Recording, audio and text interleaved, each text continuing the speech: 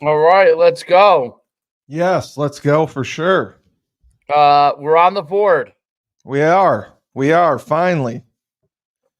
Well, so let's see whose prediction was best in it. I think it was yours, right? No, I think it was Shane's. Oh, he said the biggest lead. Oh, he had the most points on. I think it was either Shane or you. One of you said 31-3. I think that was Shane I thought it initially. was Shane. Yeah. Yep. Well, the good thing is that it was even better than that. Although now you watched. Did you watch it? No, I couldn't find it anywhere. I couldn't find it on ESPN Plus. Okay. So no, Well, I did not watch it. I did the play by play. okay. I watched that, but no, I wasn't able to watch it. I I went and I watched. I did the play by play. I did the box score and all that, just to kind of see how everything went. Well, But let's. no, So before we dive too in deep on it, let's get a little UCTV. Um, no, we have UCTV. yeah, You are just the best at this. we'll get some highlights here. It, You it might got monetize us, but at least we get some Uconn highlights going, right?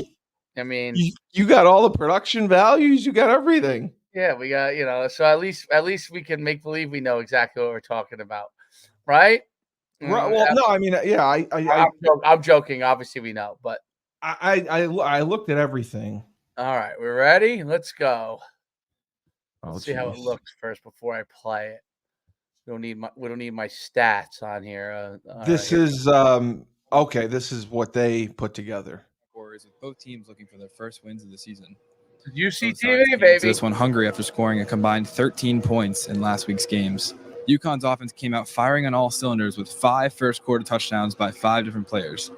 After being held to just 1 touchdown last week, the Huskies were more than happy with their offensive explosion. Oh, so Your okay. objective always is get the ball to your playmakers in space and then let them use their natural ability to go make some great plays, make something great happen. And I think we saw that out of a number of players today. With starting quarterback Nick Evers unable to clear concussion protocol, backup Joe Fignano was thrown to the spotlight and he delivered.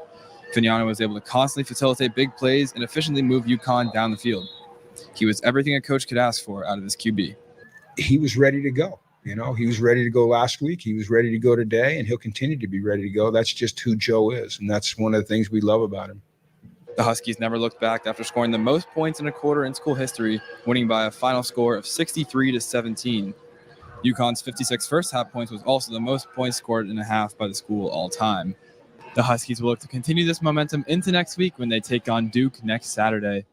But for now, from Rentschler Field, I'm Brady Levinson, UCTV Sports. Look at this fucking Brady Levinson with the credits there, right? Huh? that's Look at just me with little production value. So got it that is queued big. up, baby. Got it queued up. all ready for it.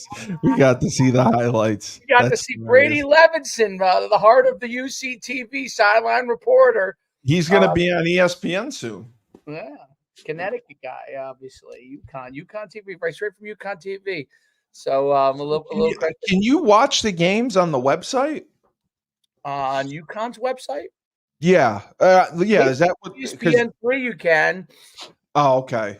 Yeah, Okay. was it an ESPN3 thing? Was that what it was?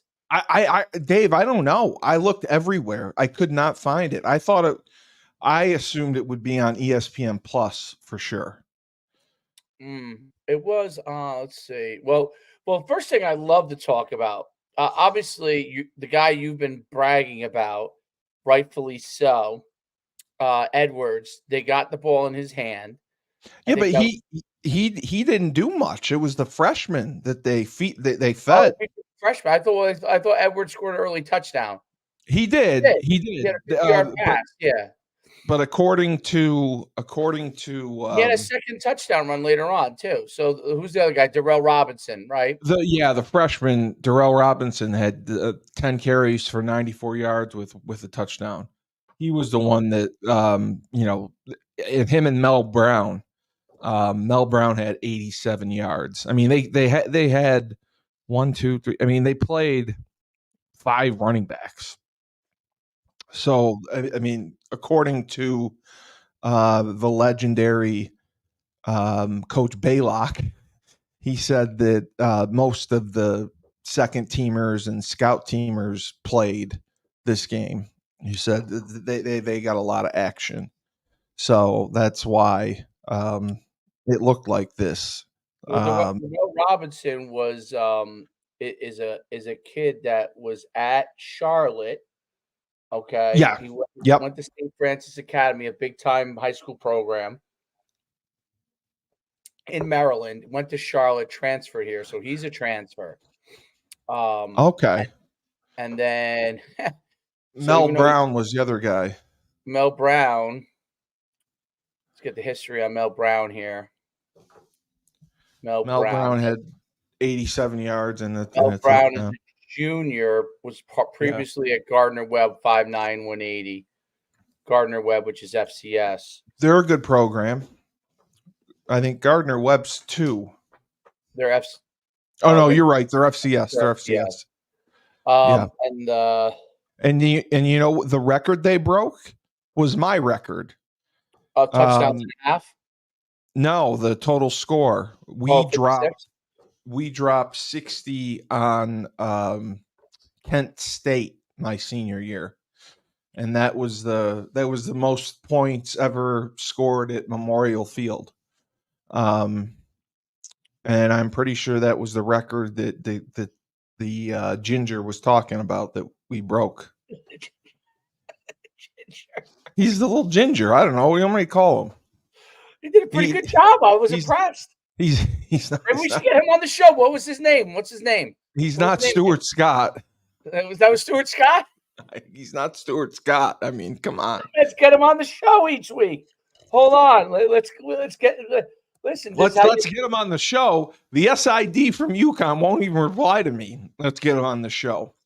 I can get Andy Baylock on the show. The SID won't respond to my emails. Wow, that's all right.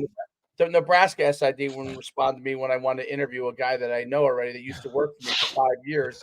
He said, just send the SID an email and it'll set it up for you. I sent him an email. He doesn't respond to me. It's so disheartening. I comment on the Trump administration. I am not in the Trump administration. These liberals, although Nebraska, I wouldn't say would be a liberal school. Actually, they would probably be a middle road. All right, so let me say here.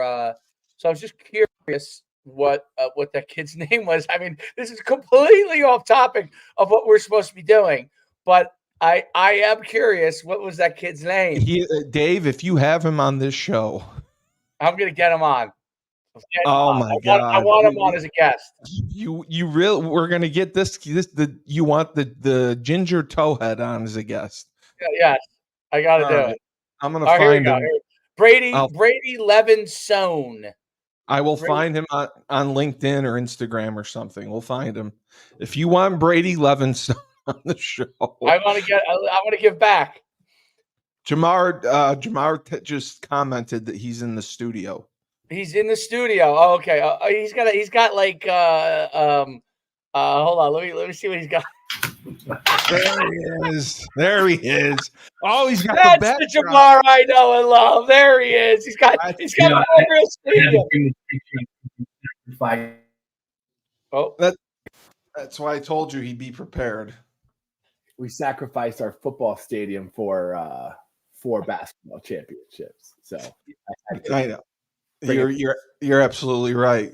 You're absolutely right. Yes. My favorite thing about Memorial Stadium was that it goes incredibly high up on one side, and then you're like, wow, that's like it looks massive. One stadium on one side, and then the other side looked like you were at Saddlebrook High School where I grew up. So. And I listened to your last podcast about with the coach from Heights. And they're redoing it. They're redoing the field. So are they really? You said that they were. No, he said that. Oh no, that they were redoing it. Yeah. Are they going to redo the stands though? Those are legendary stands. They can't do that. I don't know. We go there October 20th weekend. We play the Saddlebrook little mighty Michigan Wolverines looking team. Probably. Yeah, that's right. They have the winged helmets, right? You're close to Jamar. Yeah. Well, I'm where I'm from. Okay. Jamar lives in Hasbrook Heights now, right, Jamar? And that's his kids play youth football for Hasbrook Heights in Bergen County. Okay. Saddlebrook and Hasbrook Heights were like in the same youth football league, so he probably plays them and beats the what out of them too. But yeah. No, Jamar. I think it was the year after Jamar left. We actually changed, and our home side was the side with the smaller stands my senior year. Yes, by the hedges. By the hedge?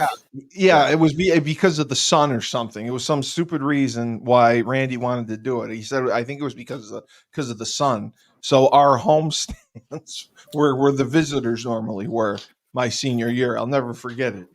Randy that was my goal, to knock someone into the hedges. That was always my goal. Like, I want to knock someone into the hedges. Yes. Well, I got Brian Hoffman in our scrimmage freshman year. Got him good, laid him out. Skip Holtz, Jamar Wilkins, do not touch the quarterback. And Hoffman was like, funny. Wow. Yeah, underneath the hedges and the bleachers. He went wide because he was fast. So it was just a collision. And he flew a little bit. So Dave, if I can go back and find it, it was either on the Boneyard or the Uconn website or the Current.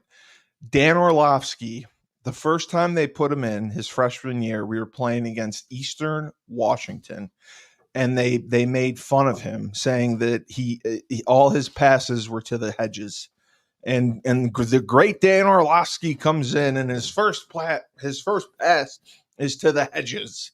They were busting his balls on that.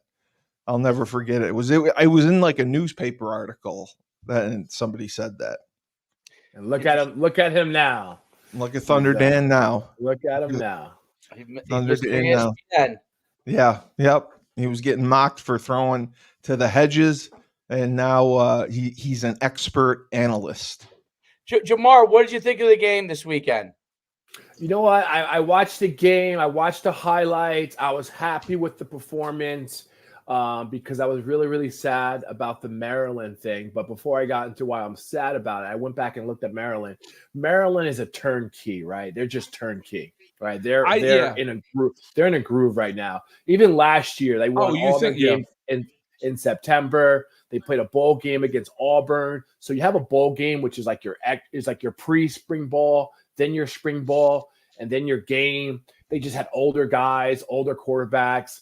So we just walked into that juggernaut, and they got punched in the face, rolling out the new scheme, and it didn't work out. And I spoke to Tommy Collins after the game, and he was just like, hey, the team's not really that connected yet, and it'll get there.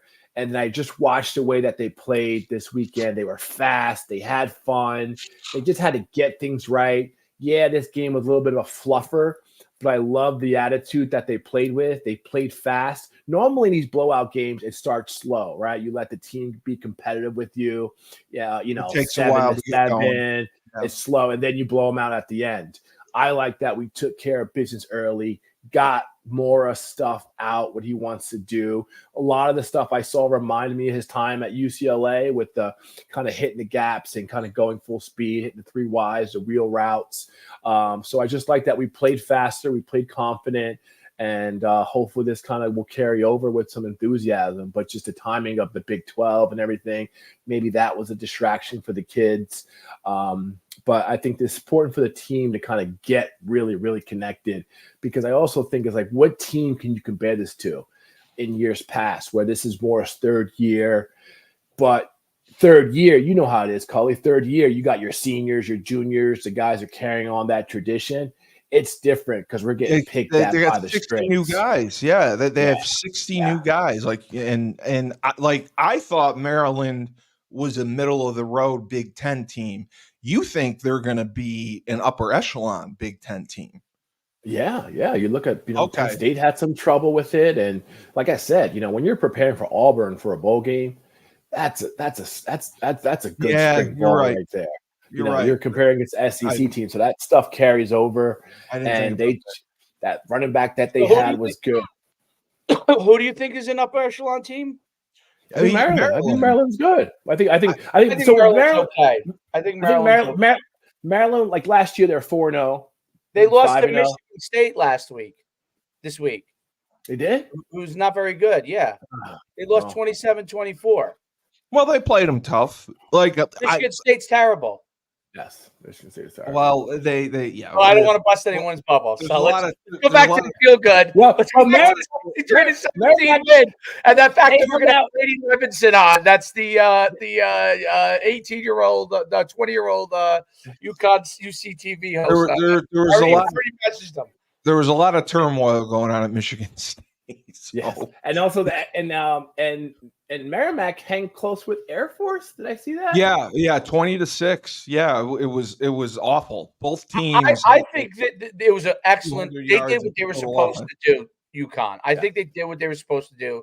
I think they rebounded very well, which was, I think, when I don't remember who we had on, but maybe we should with Shane. We were concerned about how are they going to rebound? I think that was the key. Week 1 to week 2, did they improve dramatically? Yes, is the answer to me. They improved dramatically. That was a big thing because they got smacked by Maryland, and it could have easily been let's squeeze out a 24-7 win over Merrimack while we're licking our wounds. But they didn't do that. They smacked them 63-17, so like they should. And that tells me that the guys are buying into what he's trying to do. They didn't get down over the fact that they got hammered the first week. I think Maryland is a middle of the road Big Ten team. Well, they're gonna win 8 games probably. I mean, they lost to Michigan State, so I'm not sure. But I would say, Michigan State's kind of a shocker because they're in shambles. Rutgers, Indiana. I mean, I think they'll beat them. I think if you're a middle of the road Big Ten team, middle of the road Big Ten team is a top 50 team in the country. So I mean, there's no longer. Right. Yeah. If you're middle of the road in the Big Ten or SEC, those are the two big, gigantic conferences that are you're dominant. right. So it means you're better than almost everybody in America in the country, other than those two conferences, basically. So they're better than that. What I was surprised is that Maryland didn't put it on Michigan State, but obviously in the Big Ten, anything can happen. I think UConn is definitely on the right path, which I was most concerned about. And I think they listened to you, Steve, get the hands in the running backs' hands, get those guys the ball, feed them. And they rode those guys. What was most impressive to me of all of it was the backup quarterback. Well, that's what I was going to ask about. Fantastic job. And we talked a little bit about getting a third-string guy from Division I Big Ten school versus a guy from Maine who was playing, who's a player already. And that, I think, is going to be the poll all year long. Like, who are they going to go with? I like the kid from Maine. I thought that he came out and put the ball in everybody's hands. He ran when he needed to. Yes. He got efficient yards running. He didn't go backwards. He spread the ball around. Right? And in our schedule, that's the question. Is the guy who's the original starter, is he the starter because he's more dynamic? Potentially, I guess, because we saw the arm down the field type of stuff. And this guy might be the guy that maybe might be a more seasoned player because he's gotten on the field. And that's the question that you have with the two quarterbacks, because I think you got a quarterback controversy right now. Because if it was me, I would go with the guy that's the backup right now because he's shown that he can lead. Or you may have to I'm not a huge fan of split time at QBs. No, we're not doing that. You're gonna have to figure out who's more of the guy, and hopefully this week we find more of that out. That's what I was going to ask Jamar, because Jamar has the most experience watching them. This Joe Fagnano, he was Fagnano, yep. comeback player of the year. I guess he did okay last year. Nick Evers is the transfer. He's the guy that's supposed to be, the guy that take us to the promised land. What, in your opinion, do you think they should do at the quarterback position? Should they stick with Joe, or should they, if Evers clears concussion protocol, do you go with him? I like Fagan. I think he was quicker. I think he was just quicker to the gun. I think he was a half second quicker, more confident, got it out, where Evers was just a little bit more kind of rattled. Obviously, two different spectrums of what you're playing. But, one thing about this game that I liked is I like the fact that we had some smaller teams, some FCS teams give us the whole time. I'm still having a tough time with that Holy Cross loss from several years ago when they came in and kicked our butt, where we had a tough time putting I think a few smaller schools.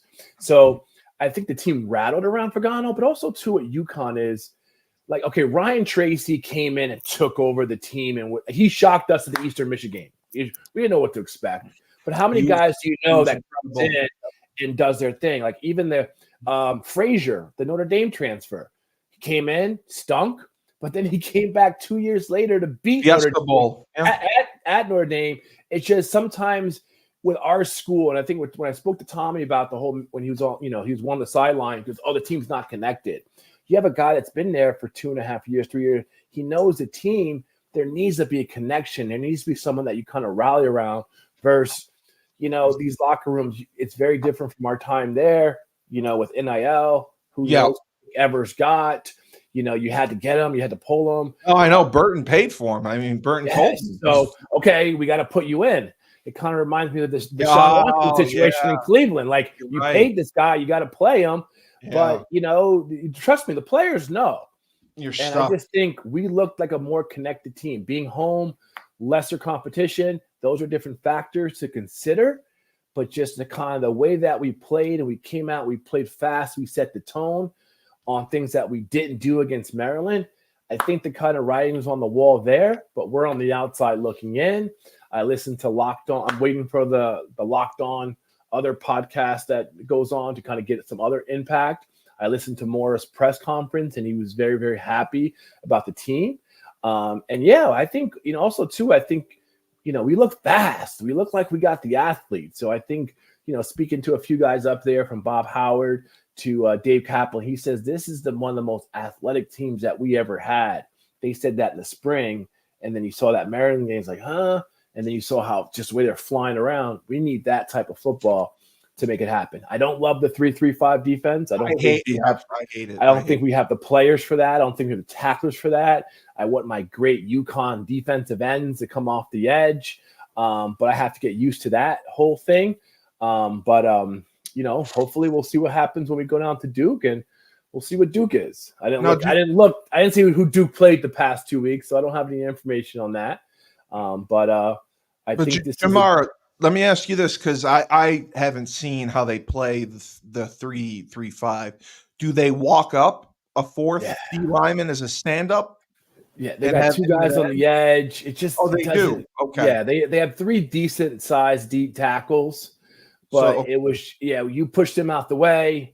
A guard comes over, a fullback sticks those guys. There's an alley. That's why they were getting 10 to 15 yards a clip on a run. It just, I don't think we have the personnel, the linebackers. You need to have dogs, skill guys to kind of do that. You need three monster D linemen that are 290 that can move a little bit. You need a fast aisle guy. You need a sticker. I like putting four guys down and being creative with that. You need a true nose that literally takes up both gaps. Because otherwise the tackles are in trouble, because they're gonna be double teamed. If your nose guard does not literally take up two gaps in the 3-3-5, and I'm not talking high school 3-3-5, I'm talking college. That guy doesn't take up two gaps. Then those I don't know if you want to call them tackles or ends, whatever you call those two guys. Those guys are in trouble, because they're going to get double teamed the whole time. And if they get double teamed the whole time, then you have a situation where you're right. They're just going to kick out those walk up 3x3 guys Oh yeah. and double team on the tackles. It's just going to run C gap, and they're going C gap stretch, and it's going to be and those guys are in a bind out in the edge. I mean, they close on the C gap play. They're going to come around the edge on them. They hold their ground. They're going to get kicked out. It's a bind. So the key is that if that nose guard really can hold his weight, then you begin to have a chance. That defense, even though everyone thinks that defense starts from the outside in, it really starts from the inside out. It's that, yeah. And out. I mean, the first team I ever saw run that was West Virginia, right? And they had the personnel to do it, and then they didn't. So I think they got away from last Pat White years. The first Pat White year, they had the players to do it. Then they did it, and then they got gashed. It was just we even gashed them because you can just sneak in 2 tight ends and a fullback and exploit that and get 2 runs off easily before you have to match up. And then now you're catching up. You got to get one of your outside linebackers to kind of run the under scheme, roll him up on the tight end, and then you can just toy with them. So, if I was an offensive coordinator, I saw a 3-3-5 without the personnel, I would have a lot of fun with that because you're. Did they put the walk up guy to the tight end side or to the boundary? Did you get a feel of to where they were walking up the 4th guy? I was curious about the that. The time I was turned off by it was when it was 14-0 against Maryland, and they just ran a trap, a handoff, pistol formation trap. Are you kidding me? An old school trap? They ran doubled in the nose, washed him down, kicked out. Yeah. And then we one guy tried to arm tackle, the safety couldn't tackle. And then it was a seam, and it was gone. That was like, this isn't going to work. That's the middle linebackers. If the nose guard is great, the middle linebacker has the ability to run. But the nose guard isn't great. Now they double team, and he climbs to the middle linebacker. It's an easy climb. If he is great, the middle line, those guys have to double team him. They have to. In a lot of cases, they have to use both guards on him and then climb. But they can't. If they don't have to do it, it's if they feel like their guard and center are much stronger, and I don't know, Yeah, and even blitzing, it's obvious. Right. Like even with us, it's just like the safety's walking over the corner roller, he's blitzing. So when we tried the blitz, it was here's a 10-yard hitch and yards after the carry. In the Maryland game, we didn't really tackle well. And listening to more, I think tackling was a key focus this week. Getting in front of guys and wrapping up. And, the defense looked good and, quick 3 and outs to get the ball moving.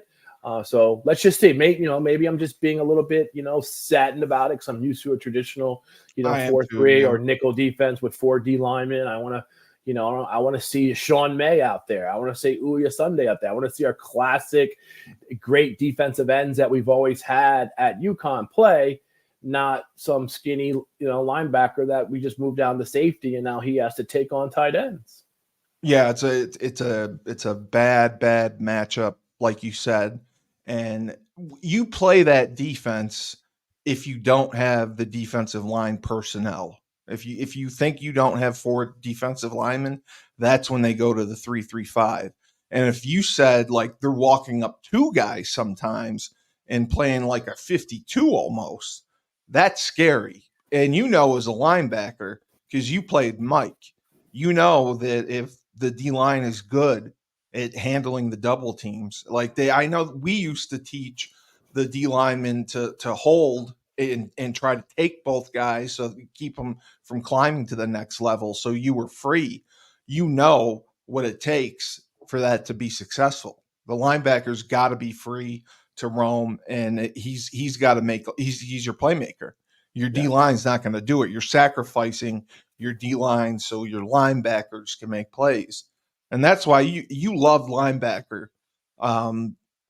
You loved it. Would you say you liked it more than playing DN, or did you like playing DN more? Because that was, I know they moved you there, Well, DN was after you play linebacker for 3 years, you know how to watch film as a linebacker. Playing DN was just too easy. It was just too easy because I had playing middle linebacker. You just had 7 responsibilities. Same thing.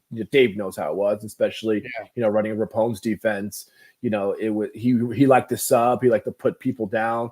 I actually sophomore year I played outside linebacker, but I was a nickel defensive end. I was just rushing upfield. So playing defensive end my senior year was a lot easier of a practice, and it was just kind of it was my final. It was my play like your last play. You were defensive player of the year. You had a great year. Playing, but in middle, my biggest problem with middle was chasing a tight end, that was fine. But when you got put out in space and you had to chase a little scat back, 170-pound receiver running across you, and then he caught it and you had to make a tackle in space, that was when I didn't have the skill set for that. But filling, traps, counters, I saw the power. Oh, I love those. You knew when it was coming. You could tell by the lineman stances and everything. So you said it. When we blitz, because the whole thing about the 3-3-5, it's a pressure-oriented defense. So what you're saying is we don't disguise it very well. Like you can tell when it's coming and where it's coming from. Yeah, when we send okay. And that's what all roll the guy over the top. See, the 3-3-5, you really, because of the problem with the run game. Yeah. If you're gonna go in some version of man, and you have to, and you're blitzing it, and if you're gonna roll somebody over, you're gonna have to roll them over immediately. You can play zone, obviously, because you're up 3 down, so you can bring pressure playing zone. Yes. Bring 5 guys and still play some level of zone. The issue is the moving responsibilities for those 5 guys. So, the 4-3, or now what most people play is really the like 4-2 nickel, right? Those responsibilities are a little more set in stone for the guys in their drops, like coverage wise. You really have, this coverage or that coverage, other than maybe when you're in man. But in the 3-5-3, the zone coverages move a little bit more because you're compensating for the guys when you play zone, because the guys are rushing, so you're constantly compensating. So not only do they have to be really good athletes, really aggressive guys in that defense, but they also have to really, really understand coverages, because it's going to move, depending on what you're doing from a blitzing standpoint, unless you're going to try and really get a ton of pressure and play a lot of man. But what Jamar said is 100% right. If you're doing that DB is going to roll now. He's going to roll right now, and that's the first thing the quarterback's looking for. This guy's rolled up. Okay, why is he rolled up? Oh, all right, this is man. Cover one. They're in some version of it, right? So, well, I mean, they looking at the box score. I mean, they did get 4 sacks. They did have 4 sacks. I don't know who exactly they were from. Tua Brown had a sack. It looks like Jordan Wright had a sack. Brandon Kelly had a sack, and Julian Simon had a sack. So, I mean, they had 4 sacks and they had 10 TFLs, which is good, which is a good sign there. That's great. Yeah, I mean, it's good to see. Duke hasn't really dominated in their first 2 games. So Duke beat Northwestern 26-20.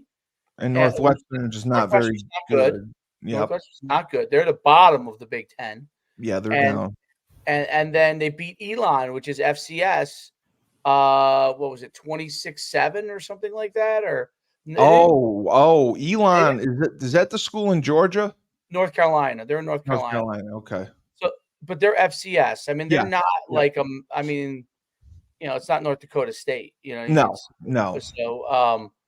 So I think UConn has a chance in this game coming up. I mean, I really do. I actually, Duke lost their coach and their quarterback. I mean, coach went to Texas A&M, quarterback went to Notre Dame, and I'm sure, just like anybody else, when that coach left and the quarterback left, they probably had some of the ancillary players leave too, right? That they probably had to replace. And are they replacing a team that was as good as they were last year with as good players with a new coach? Probably not.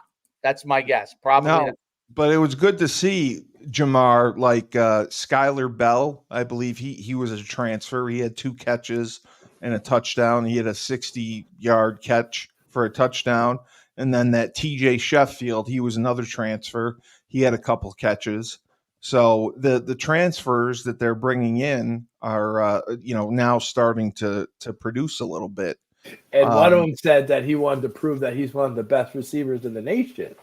Yeah.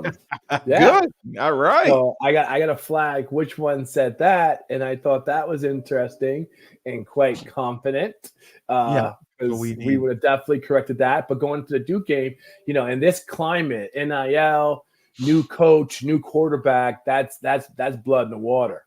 So that's like, okay, we've been through this messy situation of new quarterback, new coach for the 3 times in the past 12 years. So we can smell what's going on in that locker room and what's the support system outside of it. So kudos to the kids. That whole Big 12 situation was a tough blow.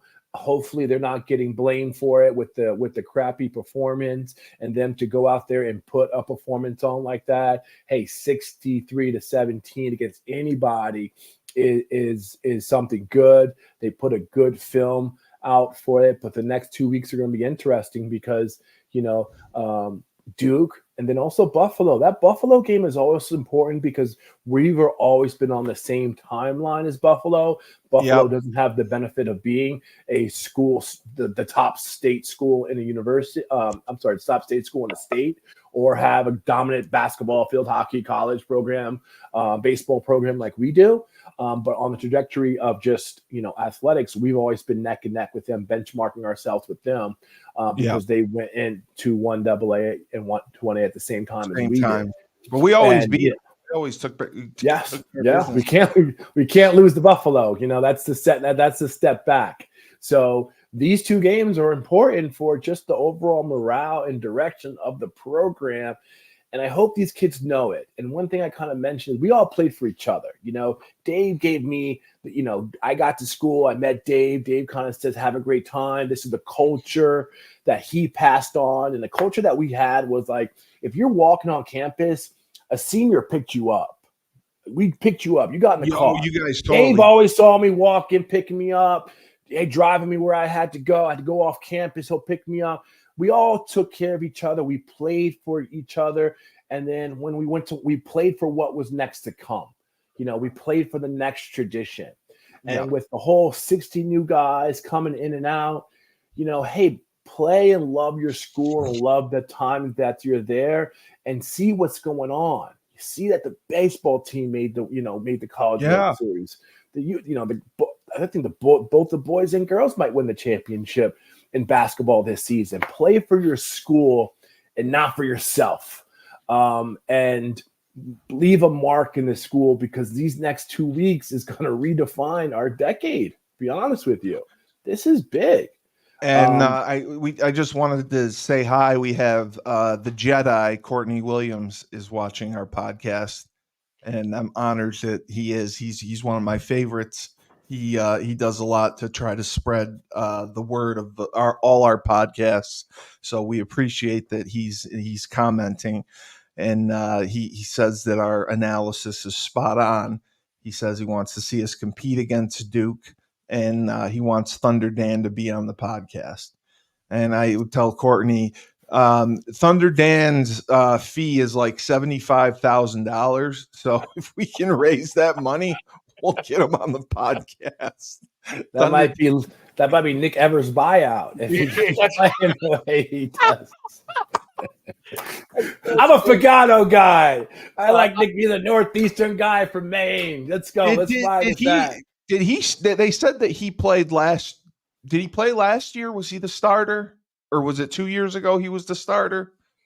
We had so many starting quarterbacks in the past 5 years. Baylock was telling me that he. Yeah, I do remember him from last year. It was just, it's just been a muck of quarterbacks, and I think he played well. I want a guy who's been on campus for a little bit while, who knows the players and that's kind of serviceable and can get the job done. And like I said, I just think everything was just. half a second quicker this week. Jamar, offensively, what kind of offense are they running? Are they running more like 11 personnel? Are they running 10 personnel and spreading it out and just running zone? Because I didn't get a chance to watch them. That's why no, they're just one thing I like us running the ball. I think the athletes that we have to get, we have to run the ball and match up, and and us going 5 wide with the linemen that we have isn't us. And it's the same thing what Diaco did. It's just like, oh man, don't do this to us. Let's just kind of run the ball. Exactly. But yeah, we're a little bit of spread. We're a little bit of spread with motion. Right. Nick Evers could have made some throws. Guys were open in Maryland. That's what they said. They said guys were open. It shouldn't have been through to Skylar Bell, because Skylar Bell played with him at Wisconsin. Well, he's the guy that's been playing. Skylar Bell's averaging 35 yards a catch. Yeah, he's playing very well. So he's played very well. But he actually was playing at Wisconsin. He wasn't a bad, like he had like 20 catches or something. Like he actually played a decent amount. So he should be able to be an impact player. I think what Jamar said too, which is really, really true about UConn, the players that are older, when the younger players come in, their goal for those younger players is that they would be better than their team was, right? Like our goal was like, okay, it was to make you better. We were trying to hope that when you guys got to be seniors, you were, which you guys were a better program overall than when we were there, right? That was the goal. Like, and I'm sure that was the goal when, Jamar became a senior for the next guys, and your goal as well. And I think that's the thing that I think Jamar's right. Like, we have to get back to more of that, where we have to get back to more of, okay, where our group ends up, we want the next group to be much higher, that freshman group much higher than when we were, right? And that's where it really went from the Holtz to Edsel era very seamlessly, and you guys kept getting better and better, right? That's the thing that we lacked these last 10 years, and that I know more is working to do, and I think Jamar's right, like open to players, even though there's a lot of transfer going on, and it's going to continue because that's just how it is. But that gets passed down, that like we want you guys to continue to work to be better, not just for me personally to be better right now, but for the program as a whole. Oh, it was Jamar's group, Jamar's senior class. God bless them, because they took care of us. I came in when Jamar was there. His group, him and like Hessel, CJ Hessel, Durfus, Darby, those guys really, they took care of us and made sure that we knew what UConn football was all about. And they made us better. They made us tougher. They made us physical. I can tell right from the start, I was soft as hot butter when I came into UConn. And they molded me into steel by the time I left, because they didn't take it easy on you. They made you better every day at practice. They taught me how to practice. They taught me how to practice hard, that you can't just go out there and go through the motions. And that's what I think is so important. That group right there was the foundation and kind of set the tone of what UConn football was all about. And I think it lasted all the way through until, probably 2012. And that's when things started to change, and we're at where we're at now. And hopefully they can do and pick things up like Jamar said.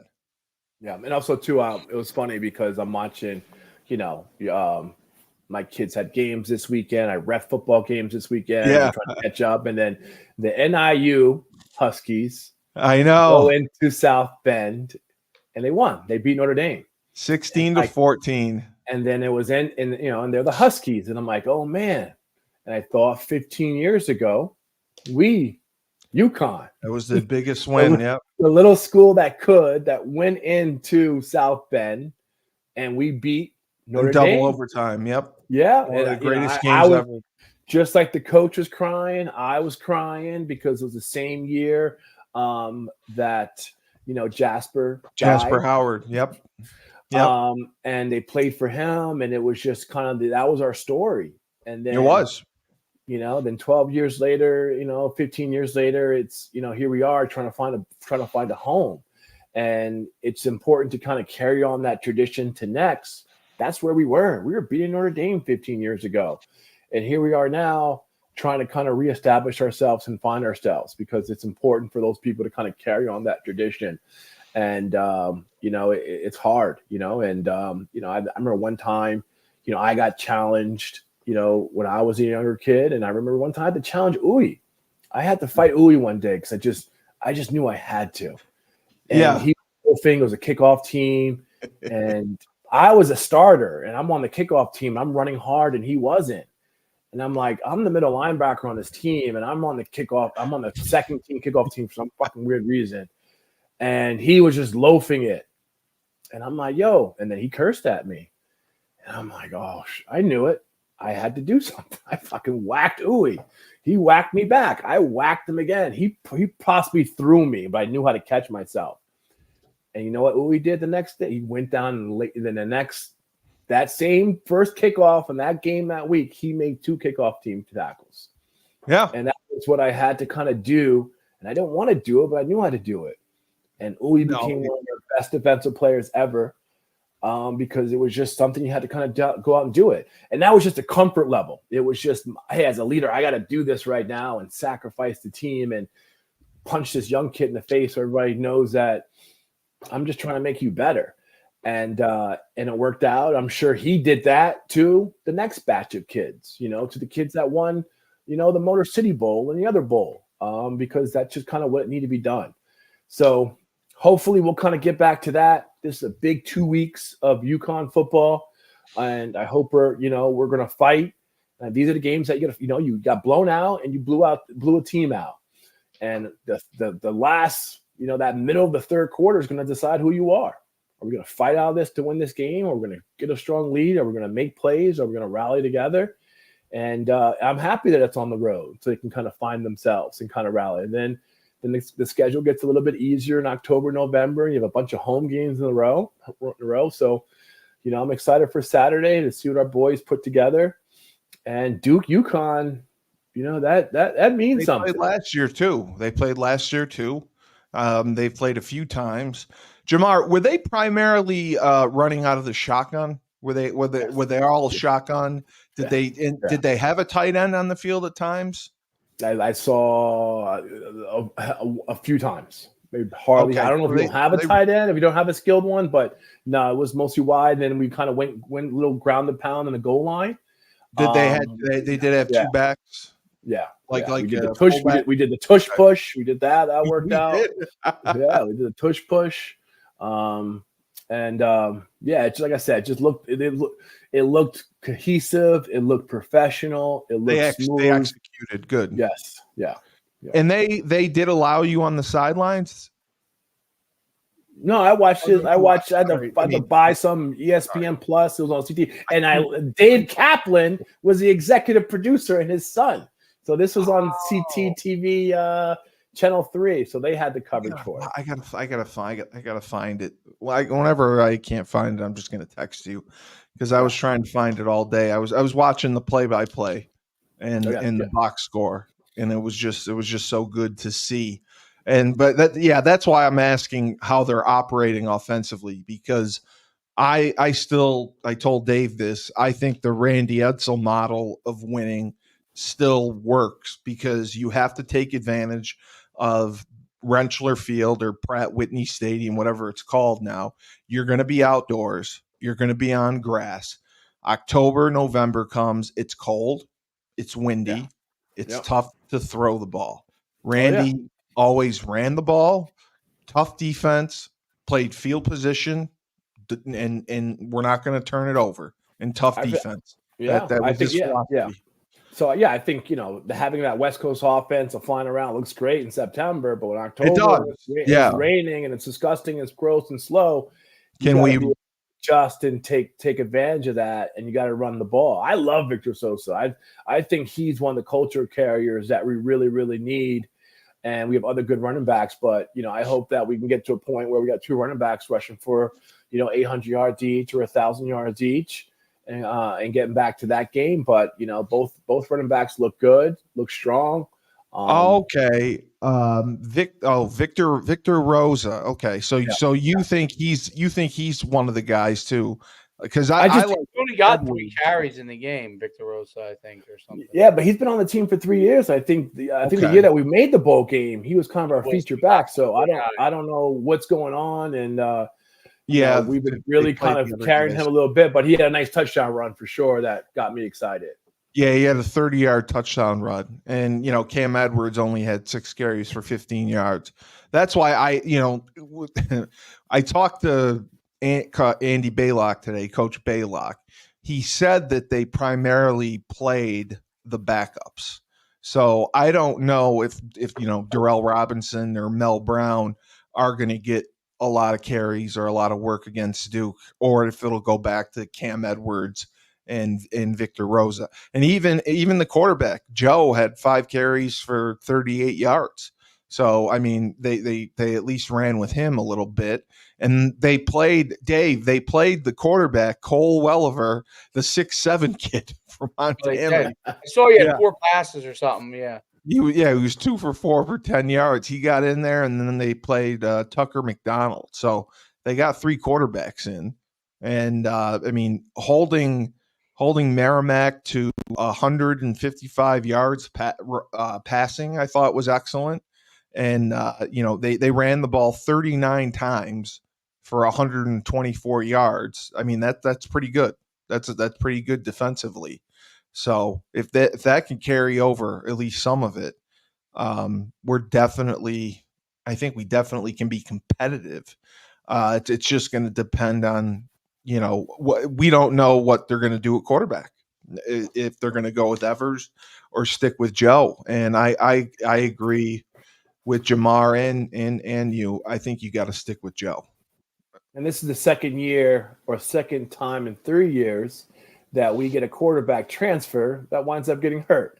So we had the kid from DePaul 2 years ago. What was that? Huh? Roberson. He played great against that Utah State game that we could have won. We went out there. He got a concussion after his first game, I think in the second quarter, and then we wound up losing that close game. So this is kind of a trend that the quarterback blues kind of always kicks around in that first week. Well, if they get him established, if they say, this is our guy, end it right now, and go with him. If they believe in him, if he's the one that's, he's been there longer, if he has the leadership capability, he can execute the offense. Obviously, he's shown he facilitated. If you look at the statistics, no receiver had more than like 2 catches. I mean, he threw the ball to everyone, and he ran the ball, and he ran the offense. So I think that's more important than ever. And he threw 5 touchdowns, and they broke our record. You have nothing to lose because you already started the other guy, right? So now if this guy's rolling, you play him. If for some reason he really struggles, you bring him back. You know what I mean? Yeah. So you could actually bring him back slowly versus accelerating this process with him. Yeah. What this guy can do. You have nothing to lose. You could always go back if he really struggles or is not the guy. And this is a great game to see it. It's Duke. You know what I mean? So now you saw the other guy in his first game. Now you get to see Pagano in this kind of a game. You see how he does. Better competition. Does well, you'll know the answer. Right. If he does great, you'll know the answer. If he doesn't do well, then you could be like, okay, we could kind of move on from that chapter, right? So we could move on from that kind of like who's the better guy. So I think there's nothing to lose by going Pagano. He is he is a senior. He is a senior too. So I mean, now what year is the senior? I like seniors who are 22, 23. Yeah, he played. Yeah, he's a 5th year senior. So he's been on the team since 2019, and his best year, I guess, was 2022. He started and he threw 15 touchdown passes to 6 interceptions. The last 2 years he's played the last year he played sparingly. He must have played like one game. He was 18 of 35, and he only threw for 173 yards. But that must be why he was voted comeback player of the year. He must have got hurt, and that's why they brought in Evers. And now, they had whatever happened in spring ball, they went with Evers, and now Fagano got his chance, or however you say his last name, got his chance to shine, and he absolutely did. And I have to agree with both of you. The guy's a fifth-year senior. I think you roll the dice and you go with him. Something happens, just go back to Evers. I know you're paying Evers. You're probably not even paying Joe. So I go with him. If you are, they're not giving them very much. If they are giving them something.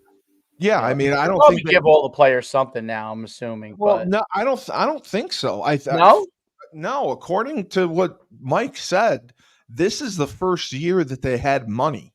I don't think they had money last year or the year before. I think this year was the first year of the Bleeding Blue for Good collective. That's it's bleedingblueforgood.org, where you can go and donate to any sport. That's the one that Mike Burton runs. That's the one that has been doing all the work. And, he raised $1 million, I think 1.5. I think he raised it, but he only raised it through 10 people. So that's why he's trying to get more. And that's, we talked about, he just wants smaller donations. And I told him that we'd help him with that. He calls people and he asks for $200. If they can give him $200, he said he'd be thrilled, because we have such a huge alumni base. If everyone gives something, then they can get, his goal for next year is like $3 million. And that'll make a difference, and that'll make us competitive, because you have to understand it's basketball too. I mean, they use the money for everyone. So each sport gets NIL money through Bleeding Blue for Good. It's not just football, which I think was good that Mike did. And I think there's Jamar, correct me if I'm wrong, there's another collective as well. I think Tommy told me about Sam Dorville may run it. I'm not sure the name of it, but we have 2 or 3, don't we? Yeah, the D'Amelios have. D'Amelio has one. I think Sam Dorville. That's like an investment group for, like a little separate thing with them, kind of pulling their money for just some urban development. Cam Edwards is supported by D'Amelio. Gordine is supported by D'Amelio. Oh, okay. Danny Antolovich is supported. I'm just on their thing. Jelani Stafford, Julian Simon are supported by D'Amelio. Jackson Harper. Now, is this like D'Amelio? Like he's connected. So D'Amelio has a cool story. He's the old Huskies DJ. He did. So D'Amelio's cool. He has the daughters, who are TikTok stars. He's one of those Uconn guys that really, really hustled and made it big. So he was part of Mitchell and Ness, that company. And then when it sold, he made a bunch of money, moved out to LA. He was with Mitchell and Ness. Okay. So when Mitchell and Ness made it big, like late 90s, 2000s with the throwbacks, he was part of that. And then I think I'm sure he's connected. He's probably connected to, an agency. So whether CAA out in LA or Wasserman or maybe one of those. Crap. So he's feeding players to them. Time. Wow. So so there's probably I'm probably misquoting it, or I'm allegedly. But just knowing how that agency world works, with my brother being there's all some type of connection of someone behind the scenes, and he's doing a great job getting the brand out. I love what he did with the basketball sting, and he's really kind of jumping in and trying to help the football program a lot. But you know how it is with football. It's kind of like, hey, I'm helping the football team, but I'm not 85% into hoops. But so he primarily does basketball. And but he's doing he does all the sports. He does all the sports. He does all the like he's doing his best, but basketball's the headliner, that. Sure. And and also too, it's like, Paige Beckers is killing it. Like she's killing it. Well, Well, I don't And think she's even doing part it. of any collective. I think she No, just has she her does own. it on her own. she has her own thing, and she's killing it. So, Yeah. and it's weird because it's like we didn't, the basketball players did well when we were there, but there's a whole bunch of money going around. Like, and everyone, when I think of Colorado, I love Dion to death, but you know how much money, kids having automatic baguettes. Well, watching and stuff in a college locker room. That doesn't work, man. I remember when kids got I Pell agree. Grants, 2,500, they were rich. And, know. 25, give me 2,500 for a semester. I can live off that. And obviously, economics are different. Economy is different from now from when we went to school 25 years ago. But all that money going in our locker room, it does. No, I agree. People, and it does a lot of weird things to 18 to 22-year-old kids. And Dave and I have talked about this, Jamar. I agree because there's kids getting $10 million, $14 million per year. And that's why this year, the NFL, the least amount of juniors declared for the NFL draft because they wanted to stay in college. But also, too, it's like the whole Conor McGregor quote. It's hard to wake up hungry sleeping on satin sheets. The hunger dies, It does. You know what's going to make you run those Memorial Stadium hills? Yeah. You got $17 in your bank account. You got to get home. You I can't get even it. take out $20 from the ATM. You're on those steps because you can't go to nickel night. You're running these steps behind me. That's how you're making up for it. Yeah. You're absolutely right. That type of hunger, it goes in. But, we're still the program that's turning out pros. We're still the program that's doing a lot of different things. We're still a first-class program where we treat our athletes very well. And I'm excited for these next 2 weeks, because, we have to beat Temple. We have to beat Temple. That's another program that we're neck and neck with that we have to beat on the 5th. We got time off to get ready for Wake Forest. We should beat Rice again because that was a great win last year. And they're coming to us, hopefully October 26th. It is disgusting and it's cold, and those Texas kids aren't ready for it. Georgia State might be sneaky because they always have some really, really good athletes. UAB is another program that left and came back, and they're rebuilding. So the blood's in the water on this roster, on the schedule that we have. And we got to take advantage of 3 out of 5 of them. Do you think like in my opinion with the NIL stuff, I just think it's gotten, like Dave said, the wild, wild west. It's really out of control. Do you think there should be some sort of regulation, like a salary cap? You know what's going to happen when that happens, Steven? When something happens like to Pata at the University of Miami, when something really bad happens to a player, and we say we have to control this. You're right. Yeah, you're right. Because something's going to happen. Like even Travis Hunter, he has this beautiful house in Colorado, the mansion, and I'm like, this ain't cool. That's why I said like cool. My dream house was like to live off campus and have like a SAE house with just football players, and we all chipped in, and we had a $2,000 mortgage that we kept up, and that was living there. And then say you have a party after that, you have a party with your friends coming over, and they invite some friends. That house is getting robbed, and things are going to happen.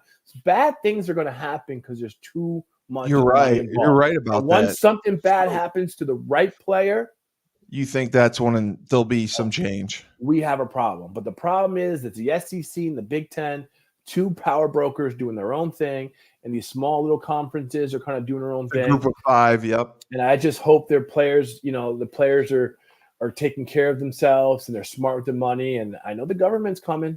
You got to pay on tax this stuff. You got to pay taxes on this. They're not going to know that. That's going to be interesting. So you're right.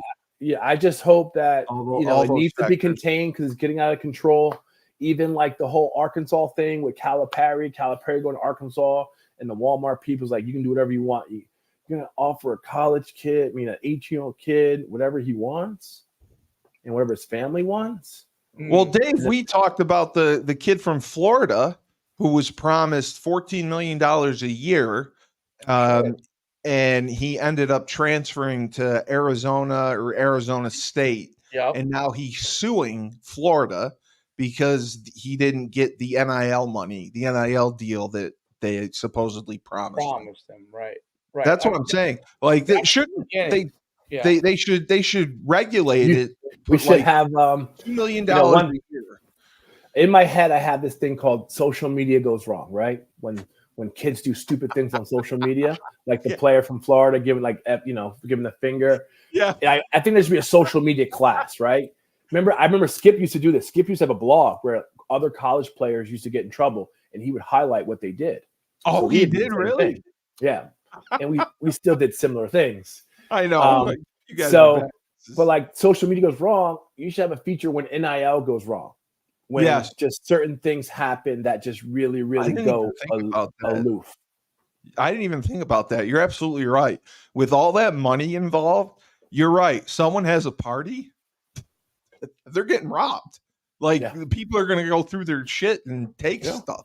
I didn't even think about that because I mean it's crazy. I think guys like Travis Hunter or Shedeur Sanders are not even hanging. This is the bigger issue with it. They're not even hanging out with any of the players on the team. They're completely disconnected. Yes. Other than the elite players who are also making money. That's the thing that's going on. They're completely disconnected. They do their own thing.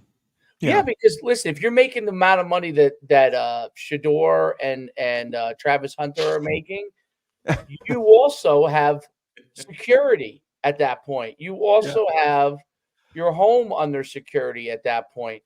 You're not just inviting all the players over to hang out. I think that's gone among the elite players. Like now you might have some places that have a better culture that you can do some of that, right? But I think that you're not, let's put it like this. The walk-on who's, like there's not going to be any walk-ons anymore. Yeah, they're not hanging out with the walk-on. They're not like that's not before everybody was part of kind of one team. There's two teams. They're the team. The haves and the have-nots. There's that exactly. The have and the have-nots. And now the bigger programs are like, you go to the SEC or Big Ten. They're all getting something, right? Correct. So they all have more. But you still have your quarterbacks, for example, at those schools. I mean, is Arch Manning having a party where everybody from the team is coming over? Hell no. Yeah, no. Is the quarterback that's ahead of him, Quinn Ewers, who's possibly the first pick in the draft, making multi-millions. Now they could be great guys. It doesn't mean they're not great guys. No. They're going to have advisors that are not going to allow them to take those kind of risks. It has nothing to do with whether they're good guys or not. It has zero to do with that. So there's going to be, unless, look, elite quarterbacks know how to get connected to their players. Okay. So even if they're not hanging out with them the way that maybe we would have in college, they know how to do that. That's why they're guys that are elite. But not everybody. I don't think in Colorado, just listening to Shedeur's comments after the game and about his comments on the O-line, like I don't even know if he knows who all his O-linemen are. Yeah, you know what I'm saying? He doesn't hold back when he talks. And I'm saying that facetiously. I know he knows who they are. But my point is that he's not hanging out with them the same way that players years ago would have. That he's going to hang out with Travis. He's going to hang out with Joe Horn. And that's about his brother. That's about it, right? And he probably feels like he can't afford to, even if he wanted to, he can't afford to do that. That creates a disconnect. Now, other places that might be slightly different because maybe they're all getting a certain amount of money. Yeah, they don't have that problem, right? Maybe a quarterback that has the mindset of, hey, I got to connect with at least my offense, or maybe they're doing things there, right? But it's much more difficult, much more difficult because you have an agent. If you're speaking, and I'm just using the Texas guys because those two are going to be both first-round draft picks and probably widely considered to be the best in their class. Those guys, they're going to have agents that are going to be like, yo, I want to have some guys over, or they're going to be they're They're going to be hell controlling no. that. They're Yeah, going to control that because they don't want what you talked about, like someone going in that don't really know on a team, ain't getting nothing, walk on. I'm not picking on walk-ons, but I'm just saying, like, someone who really is getting nothing, right, comes in there and is a little bit That's jealous. jealous, absolutely. And Absolutely. that's just natural. I mean, it's not. I'm not saying anything negative about the walk-on. I'm saying it's natural. If one guy's here and you're on the same team, one Yeah. guy's here. When you're in the NFL, it's different. It's the business. pros. We Yes. all know that Tom Brady or Lamar Jackson or Patrick Mahomes, those guys are going to get a certain amount. But we're all millionaires, basically, other than the guys that are the bottom of the roster, right? They buy their offensive lineman Christmas presents. Yeah. Right. Now, Yeah. I think, I got to jump off because I have to go, get Jamar, are you going to any home games? I got to figure it out because I'm you refing coach and game. ref. Yeah, coaching. I don't coach. I ref. That's another conversation for another day. Dave, thank you for the kind words with Ed Suri. That was really, really nice to pump up my kids like that. I told him he's got 2 studs there. He's got 2 studs. Yeah. So we'll get there. I'm going through an interesting time with being on the B team for my team, and they're not letting me coach here. So I'm like, okay. I didn't know that. Well, they don't let dads coach. Yeah. I'm not a townie, if I wanted to coach in North Bergen, absolutely, I can run the program. But now I'm in the town. It's like, well, that's another discussion for the day. But just going to go back to our I'll have a discussion with you offline at a further time about something else that. Yeah. All right. Now, also too, in closing, Uconn culture compared to culture now. So I'm in campus. Phil Hunt's a Jersey guy. I get my locker, and I'm like, okay, I need to go buy. Oh, I forgot my lock. Phil said this to me. What do you need a lock for? I gotta lock my stuff up. You told me He says, yeah. You don't need a lock here. No one's taking your stuff. Welcome to Uconn. We're a family. Who's your friend? Teammate. I'm like, all right, cool. So I told that to other guys. Yes, you did. And there was a little sticky hand situation I addressed one time, and that's what Uconn family was like. We weren't. You didn't have anything to take from any of us. We didn't have cell phones. We didn't have beepers. And you knew what to bring to the locker room, what not to bring to the locker room. But nowadays, if you're in Colorado and you're getting all this money, you're wearing your watch that you shouldn't be wearing. You're just gonna wear it. You're wearing your gold. It's going to be in your locker. Yeah. You had to lock that stuff up. Right. You got to protect your stuff, and you're having a press conference and you're iced out. That's just, it's not the look. You're right. Where one guy's living off company issued gear and you're dressed out in your Louis Vuitton, and Dion says, I'm coming with Louis Vuitton bags. That's not the image to have. You got to be, So those are different the ways to look at it, where the culture is really, really different on just, money does a lot to people, and money does a lot to a lot of young kids. And we all played football to help our family out. So our mom didn't have to pay, or mom and dads didn't have to pay for college. And we're lucky to be there. And, I worked my butt off at the North Bergen pool and delivered pizzas just so I had a little walking around money to kind of get around. And now they're just asking the coaches for money, and hey, I was a barber. I cut hair. That's how I know you were great at it too. That's how I made my money, and I survived. And it made me. And you uniquely understand that because of Jamar did NBA, that. right? Great job. Your brother, right? So you uniquely understand how that can be, because he was young, obviously, when he went to the NBA. Yeah. You uniquely understand how that world can be crazy. Now you're bringing that world to college. Yeah. Like the funny part was, like, my brother, right? My brother's in the NBA. Like, oh, hey, if you tell me I changed because I'm in the NBA, hell yeah, I changed. I'm rich. You're rich. And it's true. He's like, yeah, I changed. I'm rich. I'm not the same kid anymore. I'm different, but my heart's there. And when Kyle played in the D League, because he got to the Spurs team in a championship, and the kids would go and eat McDonald's. And after a big win, he would go and take these kids to a nice restaurant. Yeah. Yeah. And, look, you got guys, don't, I know you're not making, let's go to a nice restaurant. We had a nice win. Let's just, he did that for the guys that were going. Yeah. And a bunch of the guys on that team did make it to the league. Yeah. And they always bought Kyle dinner just because they remembered that one time. Deadman, a few guys had some really good careers. Kyle, where we going out? They weren't even on the Spurs anymore. I'm taking Kyle out because he took us out for dinner when we're in the league. Yeah, they remember that. So even when you're recruiting certain kids, you have to look at their character and read through that and what they're all about. Because it's, one thing that, when we recruit at Uconn, recruit a character, because you have to bring the right people in the locker room. So this whole NIL thing is really, really messy. And it's really choppy. And I just think that, Uconn, I think we're a very clean cut, honest, first class program. Even me and Steve talked about this last time. Like when people say, "Oh, your scholarship's only guaranteed 1 year." If you were at Uconn, you got hurt, they kept you on scholarship. They took care of you.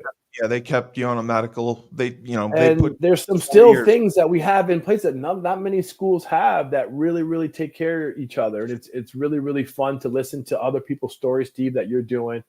But just in close, I just wanted to share that story with Phil Hunt and the culture that we have, and I just hope the NIL and the money just doesn't muddy the waters for what we have at Uconn when it comes to who's your friend, teammate, the trust. And the best thing about watching the highlights of the game and some of the game at the end is the kids are still singing the fight song.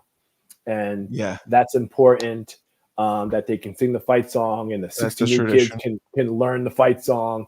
And just hopefully when, like I said, it's called the blood in the water schedule, where you have opportunities to beat some teams. I just hope we get most of those games. And I think the next – actually, let's add Temple into that. These are big games that we need to win, because these are all upcoming programs that we have to benchmark ourselves to make that step forward and getting back to where we hope to be. And Dave, I told you Jamar would be great to have on, and he was. Jamar, thank you so much. You nailed it. I appreciate you taking the time. Thank you, guys. All right, let me get back to work, and I gotta go make a sales call and ref a football game, and then watch my kids play and watch my Jets. I got a good afternoon, so thank you for starting it off. Really, really nice with having me on to talk about our 63-17 win against the mighty Merrimack. Mighty Merrimack. I love you, Jamar. All right, sure. All right, take care, guys. All right, bye. He's the man, isn't he? No, yes, fantastic. Yeah. I love the way he thinks, and he's right. I mean, they took care of us when we came in. When they were upperclassmen, when they were juniors and seniors, they really took care of the freshmen. Whereas, before, I mean, there was hazing and different things done. They went out of their way to really teach us the culture at Uconn, and taught us to pick each other up, not hold people down. And that resonated with everyone, and it went a long way. I tell you, that kept me at Uconn. I remember after the first or second day of practice, I called home. I called home, and I told my dad. I said, Dad, I don't think I can do this. I can't do this. And shockingly, he said, if you want to come home, you can come home. We'll call SUNY Albany. We'll put you there. Colgate, something like that. If you want to come home, you can do that. And then afterwards, I had a talk with a couple of the other freshmen and a couple of the veterans, and they kept me there, and I stuck it out, and I grew to love it. And if it wasn't for them, I may have left. I may have gone home and gone to Albany. I think that's the thing that, and that's powerful. When I came in, I thought the seniors did that with me, even under the TJ era. We tried to do that with the freshmen, which was the jump brothers, jump cousins, and that whole Brunell. that whole group. I think was Darby. Darby was Shane's group, or no? Darby was that group. Darby was that group. So Yeah. Jamar and all those guys, So you were a senior when they came in? So Or Joe in grad school? jumps the jump cousins were I think Uconn and Hoffman, Yep. and I believe they were all freshmen when I was a fifth-year senior. Okay, so Jamar would have been in that group. Okay. Okay, so Jamar was a. You're right. I'm trying to think. Was Jamar? Well, no, Jamar. I think is the grade behind. Were you 96 or 97? My last year of playing was 96. I graduated in 96, but my last year playing was fall of 96. And then I was a fifth-year senior, right? He came in 97 then. So I was I got my MBA. You were in grad school. So I was there in grad school. So my 6th year there in grad school, Shane was still my roommate. Right. So Jamar would come by, you know what I mean? Like you knew him. I knew him. Yeah, I knew him. Yeah, because I would see him all the time. And that year also and your Jersey guys too. Yes, which why we, especially where he's from. He's from North Bergen. I'm from Saddlebrook. It's like 15 minutes. So, but his crew. So when I was a 6th year, my 6th year in grad school, in the fall and the spring, I believe I worked for Kyle Muncie. Oh, you worked in the inside. So I was around the program. Yeah. So I got you. My job was I'm thinking back now. I was in the booth. Yeah. I was basically like I worked for Kyle. The post game stuff, the pre-game stuff. I was in the booth spotting to make, so they knew who was like, I don't know, making tackles and all that. Well, that's kind of, I don't know, and then I would go get all the players and when they and the coaches for the other team, and I had to go get them, bring them in. And then I don't remember what I did. I did something in the spring. I don't remember exactly, but I remember the fall, so I knew who a lot of those freshmen were because I was there in the locker room after the game and before the game, that kind of stuff. So that's why you're so cool with Kyle. Now I get it. You worked for him. Yeah, I worked for him. That's hilarious. Now he was the greatest boss, dude. He'd be like, "How many hours did you work last week?" I'm like, He's like, he was great. So, but he was great, and in the sports information department, that was like I basically did that stuff for him in football. Like mostly needed me like the game weekends and like I can't like I don't think I ever traveled. I think I did all the home games. The home games. You were a spotter. You would spot, they would know the for them. I would do the post game probably the stats, the players. Yeah, you like kind of like I was his lackey, and I would get all the guys for him, because I knew the guys, right? So you knew him anyway. I knew him anyway. He's like, "Can you go get me so and so, so and so, so and so? Tell them or send so and so in."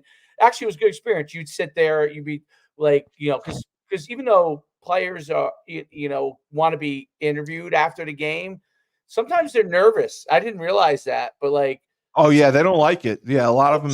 Some guys were great with it. Some guys never didn't bother at all. Some guys, like, they'd be sitting there waiting, like, while the other player was in there or something, or coach was in there, and they'd be like, "What are they going to ask?" They'd be like, I don't want to go out there. Like, what are you going to – I'd be like, "Listen, don't worry. It's just going to be like, how did you play? Like, what did you see?" Recurring. Yeah. It's really good. It's going to be, like, basic questions, You're not going to but I remember that. So that's, I work – that's why I know – that's why Kyle knows me, right? So – that's hilarious. Yeah. I always used to tease him. I'm like, you guys never came and grabbed me for the press conferences. That's exactly what I would do when when I would be in the locker room after the game, Kyle would be running around trying to find the guys for the interviews. I'd yell out his name, say, Kyle. And he'd turn around and he'd look. He's like, what do you need? I go, you need me? You need me for an interview? And he'd be like, yes, fuck you. Because he knew I was messing with him. You can leave now. Go ahead. I was like, do you need me? I'm here. I'm ready. It's like, no. Nobody wants to talk I'd be like, I think I had 8 tackles this game. You need me this week? That's what I would do it for. Nope, we don't need you. He said no. Did you have a pick? No, I didn't have a pick. All right. And then it was so funny. And then we would do it at the basketball games because our roommate Mike Woodward was a basketball player. Okay. We'd go to all the basketball games, and after the game, we'd wait for Woody, and he'd be running around. I'd say, Kyle, and he'd turn and he'd look. And I'd say, hey, you need me? You need me for an interview? Just like, what is wrong with you guys? Just leave me alone. Let me do my job. I need Shane Stafford. I need Hilliard. I need Steve Cully. Steve Cully. We don't need him yet. We'll be just fine. I was blocking for Will at fullback when he scored the 5 touchdowns that day. Do you need me? No, we need Will. He scored the 5. He's the one that scored the 5. Yeah. Okay. Yeah. All right. Hilarious. I guess you don't need me. No. But that's okay. Now we get our fix in the meeting. Now we request the people, right? No, So yeah. Now we'll just hope the SID responds. We'll get the SID to respond to us. Kyle, I told Kyle that, and he actually was kind of mad. He said, I told Kyle, I was like, Kyle, the SID didn't even respond to me. And he said, just ask him again. I'll make sure that he responds to you. So I'm supposed to reach out to him again. It's a different guy that I've never heard of. So that's why. The guy that used to be there was awesome. So it's a new guy. Okay. But so I'm sure he's like, what the hell's Husky Huddle? Like, they want him on this podcast. So we'll see. Well, the views it's drawing are pretty high. So no, I know. That's what I said. I said we're creating content. We're giving you exposure. You want engagement. This is it. And that's why it's making a difference. If you want, I put it out there. The best coverage of Uconn football is on Husky Huddle. You got the best tag team. You and I, Dave and Cully we're the tag team. And then we bring on the best guests. We brought on the GOAT. Although Matt DiGennaro I don't know if he would agree with that. He was also a GOAT. Yes. Did he play before? I can get you Matt DiGennaro. Did you have Matt DiGennaro on? No, I want him. You want Matt DiGennaro? Do you know him? His son played on my club team for 2 years. Okay. Yeah, I do. If you give me Matt DiGennaro. I know Matt well. Let me see what I could I want him because I had never heard of him, and then I had just happened to look up the statistics. Awesome. I looked up the statistics. All the passing statistics are Orlovsky is 1, DiGennaro is 2, and Pup is 3. Shane's 3rd on everything. So like Matt DiGennaro, he threw 20 plus touchdown passes. I think all 4 years he played. Like Matt DiGennaro played. I never heard of him. Before me, he's a couple of years before I was there. Okay. But there are guys that I played with. So my freshman year, true freshman year, okay. There was a guy named Alex Davis. He's probably one of the top guys all time receiver wise, who was a senior on when I was a freshman, and he played with Matt DiGennaro, and so did Brian Kozlowski, who played in the NFL. Oh, Koz did too? Okay. Koz was a senior when I was a freshman. I probably have Koz. I mean, I used to have Koz. I used to talk to Koz. I don't know if I have his number. I haven't talked to him in a long time. I used to have. Let me see. Oh, okay. I do have Brian. I don't know if this is still is. I haven't talked to Koz in a while, but I have Koz's number. But I'll get that to you too, so you can get Koz on the show. Get Koz and Matt, man. So Koz played with Matt. I haven't talked to Al. I don't know what Alex Davis. I can't remember what he does for a living. I haven't talked to him, but he was really like the superstar when I was a freshman. Kaz was a superstar. Obviously, went to the pros when I was a freshman. Belcourt was the captain. The guy I gave Belcourt was captain with Kaz, I believe. On that team. Okay. They were when I was a freshman. Belcourt was. I don't know if he has records, but he's probably up there as a defensive end. So that they had some dudes then. That's that did. squad. Okay. So the TJ era was the Tom Jackson era was very successful. That's what I heard. But there was ups and downs. Yeah. So what it was he was a for FCS phenomenal recruiter. Right. That's what I heard.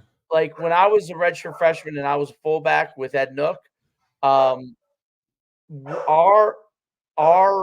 line was enormous. I mean, I could get you all those guys. I mean, so if you want, but our line, like Sherrard Joseph, was a superstar for us lineman. He was 6'7", probably 315, and could run like a 5'140. He was a 5'040. He was a stud lineman. And then we averaged like 315 on the line. We were huge. Were you there for when that offensive lineman was there? Was it Kloss? Mark Kloss, yeah, sure. Kloss? Wasn't he? They said he was a force. He was absolutely really special, right? Yeah. Tavar was 6'6", 315, could do a backflip. Do you know him? Yeah. Let me see if I have Tavar's. I'd love to get him on too. You know who definitely has his? I don't know if I have Tavar's contact. Oh, I do have Tavar. No, I don't. But if you want to talk to Tavar, well, I'm sure I can find him. Wilbur. Okay. Wilbur will have it definitely. Okay. Even though I think he's probably a freshman, true freshman. Wilbur's a senior, but Wilbur should have it. And then, or Phil might even have it. To be honest. Oh yeah. Tavar is a couple of years. I mean, he started from the time he was a freshman.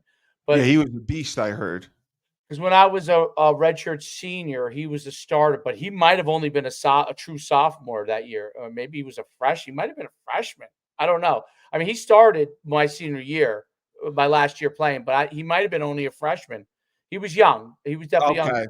But he was phenomenal. I heard he was a great athlete. Great athlete. And he was a 4-year starter, and definitely. Definitely. So I got to get him. Spring ball. Tavar Kloss broke my my hand. He did? Yeah. So he was. So he must have been a sophomore when I was a redshirt senior. So I'm rushing off the edge, and I used to always get him with this one move, and I got him with it, and he to compensate as I was going by, he reached in, you're a lineman, grabbed anything and grab, right? And he happened to grab two fingers, yeah, and got hold of it and just yanked it. And when he yanked it, it caused like a fracture through here. I played all spring ball with it. A stress fracture, yeah. But it caused like a fracture all the way through. I'm like, good golly, you just ripped at my hand and you broke the top of my hand. But yeah, he was a really good athlete for a lineman. I mean, really, really good athlete. Because I know he went to the league. He was with I thought he was with the Chiefs. I can't remember if he was on the practice squad or if he played or whatever. I don't think it worked out. I don't know. I know it didn't work out. But or maybe if he wasn't drafted, he wasn't drafted. He signed one of the biggest signing bonuses of that class. That's what I recall. That's what it was. But yeah, I don't know what happened there. I really don't know. But like Kaz played a million years. So the TJ era is like one of those eras. So the players all got along great. We all got along great. TJ was I think a master recruiter. He had but it was like a little bit like Wild Westish. You know what I'm saying? Like I heard. Yeah, you guys were like you could be. Bad. You guys were tough badasses. Yeah, and I mean, guys got in fights, and Yeah. I mean, I heard. you know, it wasn't just fights at practice, which we definitely had plenty of those. Like I hear Jamar talk about it, I'm like, well, that's true. That's under the to set the tone. We had fights just because they were straight up fights at practice. Like And I they let him go. They let you go. oh, we used to, you know, the coaches used to let him go. Yeah, all the time. Until one guy dominated another, or it looked like someone was going to get hurt. You know what I'm saying? Right. If Right. it looked like someone was getting hurt, they jumped in. But like Yeah. you'd see it going on for. Like, I'd gotten a couple myself. You'd be going for 15 seconds, and you're like, I guess no one's going to get in. I'll just keep fighting. You know, Yeah. No, I always did too. Yeah. I'll just keep fighting. Yeah. Keep fighting.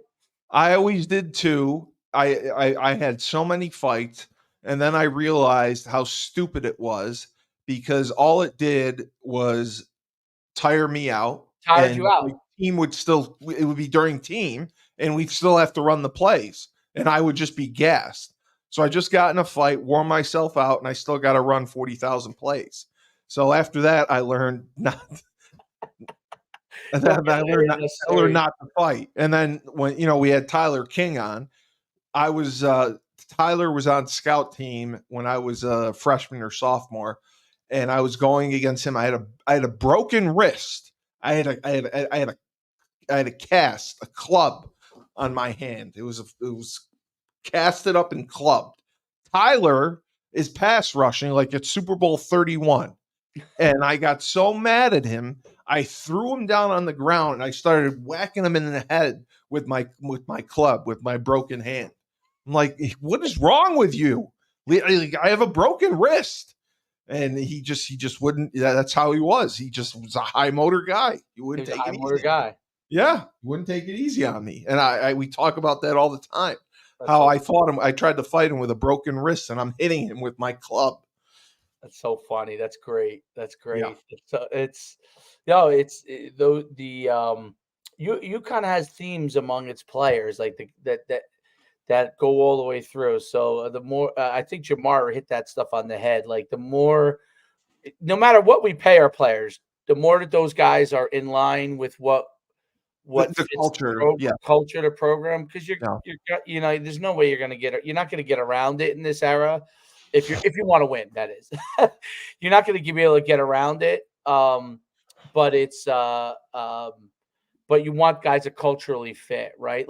And the Texas thing comes to mind because Quinn Ewers and Arch Manning are really good fits for Texas. It seems like, right? Yeah, but Arch Manning was going to transfer. I mean, like he wants to play. Right. Well, he's staying though because Quinn is going to be gone. Yeah, they were lucky they got him to stay because he was like personality wise, and Quinn Ewers obviously a Texas guy, but personality wise, those guys fit well. So even though they're and that's what I'm not saying we're going to be able to pay that kind of money, but we need guys that fit UConn, that are exceptional athletes, that have a certain level of fit the culture. And I thought that the Colorado thing was a great thing to bring up because you see how there's a disconnect, right, between Colorado's a free for all, the elite players and the guys who are, those guys who are, the right guard. They're giving everything they have, but they're not like taking care of like the other guys. And there's a disconnect, and there's a team disconnect where there's going to be jealousy. There's going to be a lot of issues. I don't win, right? There are teams that don't win, right? Don't win, but have can maintain their culture until they turn things around, right? Sure. There's a lot of teams that are able to do that if they see progress, and UConn might fall into that, right? So teams can do that, all right? But there are teams that if it's a free-for-all, you're not going to get there. So there's no continuity, and there's no path to get there, even if you're losing games. So all that happens is when it's a free-for-all, guys just aren't playing as good. They just Jamar said, they're not playing for each other. They're not playing for the team. They're playing for themselves individually, and that's what they're losing.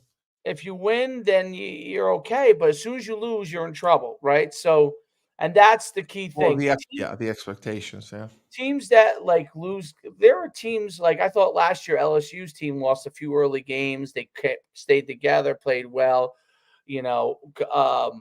But there are teams that are able to do that, right? But That there are overcome it, yeah. you know, you play a tough schedule early on. You lose a few couple. It could happen. You lose a couple of games, but then you reel off 9 straight as you get to the normal part of your schedule. You're 9-2. You're playing for a conference championship, whatever, right? You can't always predict how the schedule is going to be for you, right? So, but if you're culturally good, when those bumps in the road happen, you're able to ride it, right? But if you're not culturally good, when those bumps in the road happen, all of a sudden you lose 3 or 4 games that you shouldn't have lost. That's You have dissension. different. You know, You can that's have when you go dissension. 4-8 for when you should have been 7-5 or whatever. You know what I mean? That's when you start to see, and that's where you see Yeah. And I think that was the biggest thing that I learned from this game. I thought the way that they rebounded was possibly the culture is good. You know, we don't know for sure because we're not on the inside, but it No. seems like possibly the culture is good and that they're on a path Yeah. that'll give them a chance to be successful. You know, it With doesn't mean 60 they new will. guys, yeah. I Yeah, mean, right. But it gives them, they turned it around in 1 week. They did what they were supposed to do. Now Duke is an opportunity. It really is. Like it'd be a big win, yes. Duke is not that great. We can play with them.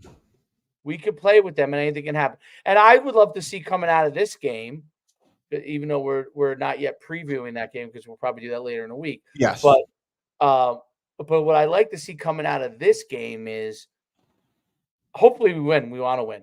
Okay. But if for some reason we do lose, that we're fighting all the way through. Right. That's not a Maryland game. Right. Yes, that we're in the game, we're fighting all the way through. If that's the case, if that does happen, I think we're going to win all those games that we should win, and I think we'll make a bowl game. If we win, I would obviously say that we're on that path as well. Obviously, that would be pretty obvious.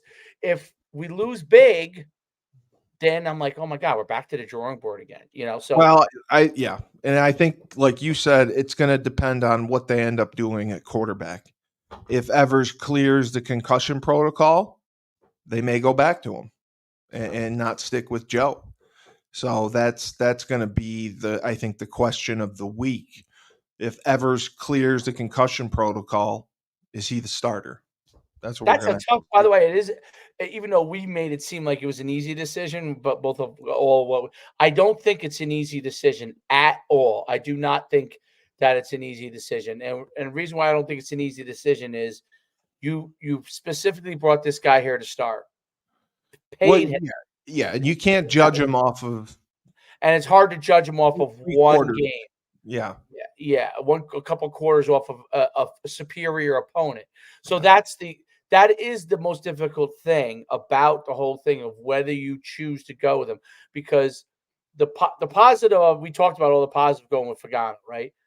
The only negative of going to Fagano, if he's ready, he's that you might lose him for good. Fifth-year senior, you're right. I'm saying you might lose Evers for good. Like you might lose Evers, meaning mentally you may lose Evers if you choose Fagano. 100%. So that's the negative to choose Fagano. And does that affect you if Fagano gets hurt, right?